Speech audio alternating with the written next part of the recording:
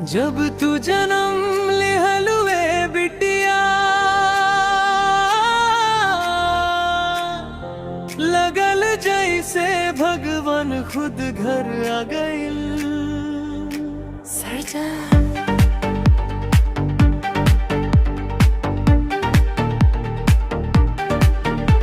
नन्हे नन्हे गोड़वा जब घर में चले, सोना जिंदगी में खुशियन के फूल खिले।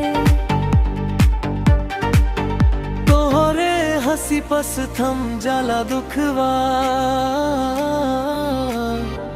तोहरे आवाज से भर जाला सुखवा।